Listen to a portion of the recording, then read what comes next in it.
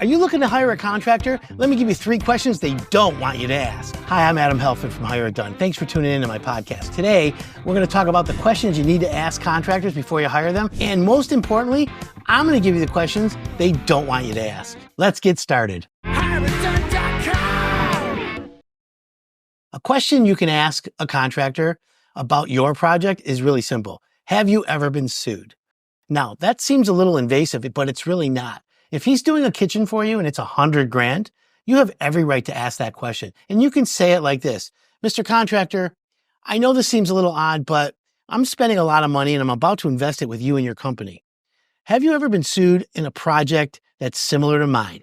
Now, if the contractor says, yes, I have, you have the right to say, can I hear more about it, or tell me more? And basically from that answer, you've got to understand that 50% of all home improvement related problems today are homeowner related. Sometimes homeowners will watch a video and think that's the right way to do it, and then they'll butt heads with the contractor and it could get to litigation.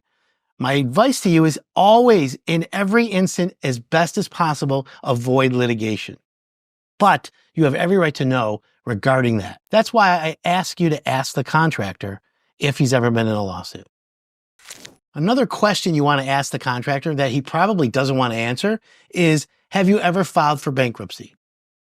Bankruptcy is a tool used by businesses and homeowners, and people for that matter, and it's legal. However, you don't want to hire a contractor and have a bad track record where he didn't pay all the bills, you've paid him, and the next thing you know, you have liens on your property and he's nowhere to be found, and then you sue him and then he files bankruptcy. Nobody wins and you end up losing. So it's important to ask that question. If he says yes, you have the right to say, can I hear a little bit more about that? And if he says, yeah, my old company, it was this, it's up to you then to decide if the excuse is legitimate or not. 96% of all contractors fail in the first 5 years. Knowing that he's been in business longer, that's a good track record. However, nobody has a crystal ball, including myself, to know what's going to happen. But the more information you gather at the beginning of the project, the better and smoother it goes. Trust me from my experience. Here's another question contractors don't want you to ask. If I'm not satisfied with the work, can I withhold payment until I'm satisfied?